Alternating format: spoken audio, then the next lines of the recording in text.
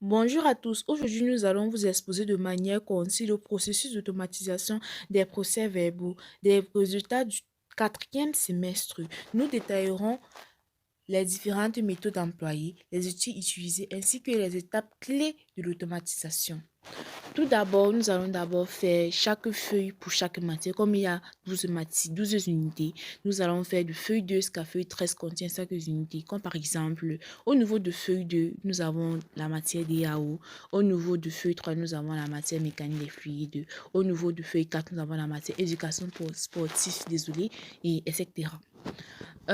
Chaque feuille aussi contient une note de CCTPE et session normale qui sont des notes aléatoires et qui nous va nous permettre de déterminer la moyenne, le nombre de crédits, la décision et la mention bien sûr. Là, pour déterminer la moyenne, nous avons utilisé la formule note de CC qui compte pour 20%, note de TP qui compte pour 10%, note de session normale qui compte pour 70%, divisé par 100 fois 20 qui font la moyenne. Et cette moyenne varie généralement de 0 à 20. Au niveau du crédit, nous avons utilisé les conditions si, c'est-à-dire si la note est inférieure ou égale à 10, elle affiche 3, sinon elle affiche le vide. Un peu comme l'étudiant Serge, il a eu une note inférieure à 10. Là, désolé. Là, il affiche un vide comme vous pouvez le voir. Au niveau de la décision, finale, nous avons toujours utilisé la condition si, c'est-à-dire si la note est inférieure à 7, elle affiche NV qui veut dire non validé. Et si la note est inférieure à 10, elle affiche compensable. Si la note est supérieure ou égale à 10, elle affiche VA comme résultat.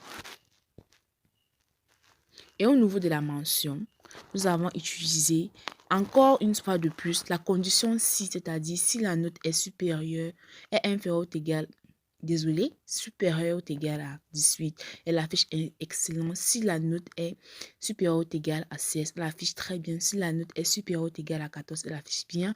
Si la moyenne ou la note est supérieure ou égale à 12, elle affiche assez bien. Si la note est supérieure ou égale à 10, elle affiche passable. Ok. Après avoir fait cela, pour chaque unité, nous allons repartir sur la feuille 1 qui contient en quelque sorte le résumé de toutes les données de la feuille, des autres feuilles. Là, par exemple, pour pouvoir faire revenir cette note ici, nous avons eu à utiliser factoriel, c'est-à-dire feuille 2 factoriel H5. Factoriel nous permet de appeler la note qui se trouve au niveau de feuille 2 dans la cellule H5. Nous avons fait cela pour toutes les différentes unités respectivement. Après avoir rappelé les notes présentes sur les autres feuilles sur la feuille principale, il faut aussi noter que nous avons 9 unités fondamentales, 2 unités, 2 unités transversales, une seule unité complémentaire. Et aussi, nous devons maintenant calculer la moyenne et le crédit. Pour faire cela, nous devons utiliser les codes de VBA. VBA qui veut dire Visual Basic for Application. Elle sert à programmer dans l'environnement Office pour gagner en efficacité, étendre les fonctionnalités et automatiser des processus métiers.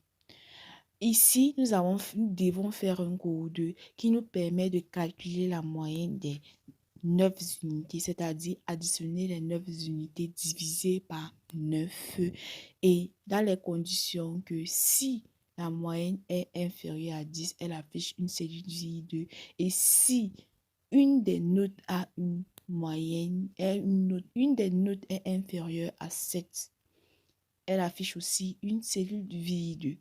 Et pour le crédit, nous devons tout simplement additionner le nombre de crédits, c'est-à-dire faire appel au nombre de crédits qui se trouvent sur les autres feuilles, additionner le nombre de crédits et faire en sorte que le nombre de crédits compte pour 0 pour la matière qui a une note inférieure à 7, c'est-à-dire une note virus. Juste pour une petite précision, quand je parle de total crédit, je parle du crédit total des unités fondamentales. Raison pour laquelle nous avons mis colonne D, E, colonne D, G, qui correspondent au nombre de colonnes que nous avons mis entre parenthèses après arrêt. Et ensuite, nous allons faire la même chose. On va utiliser un code identique pour calculer le nombre de crédits pour les unités transversales et pour les unités complémentaires. La seule chose qui va changer là, c'est rien que la feuille correspondante à l'unité et la colonne. Ensuite, voilà le code que on essaie d'exécuter pour le calcul de la moyenne. C'est-à-dire, nous allons d'abord déclarer les variables. Après avoir déclaré les variables, nous allons demander au code VBA de travailler sur la feuille 1. Après avoir demandé à VBA de travailler sur la feuille 1, nous avons donné les colonnes avec lesquelles ils vont travailler. Ensuite, nous avons mis les conditions que j'ai expliquées tout de suite, c'est-à-dire en disant que si une note est inférieure à 7, alors elle laisse une case vide.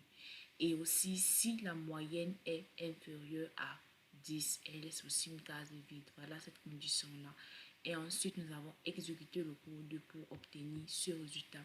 Nous avons fait de même pour toutes les différentes moyennes et le crédit. Au niveau de la moyenne générale, nous avons fait un code qui nous permet de calculer la moyenne générale, c'est-à-dire si une moyenne, c'est-à-dire la moyenne de l'unité transversale ou complémentaire ou fondamentale, est une case vide, alors la moyenne générale, c'est... Pour calculer la moyenne générale, nous avons utilisé ce code. Comme j'ai expliqué, c'est la somme des trois grandes moyennes divisées par 3. Voilà les trois grandes moyennes sur lesquelles on va travailler. Si on vérifie que les trois cellules sont non vides, bien sûr. Si une est vide, alors le résultat serait une cellule vide. On va additionner les 3 et on va diviser par 3 pour avoir le résultat.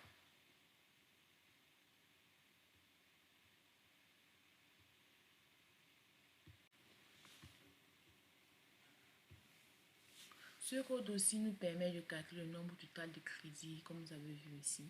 Après avoir mis le code, on exécute tout simplement le code. Et ensuite, on visualise le résultat. Merci beaucoup pour votre temps, attention et on se voit à la prochaine.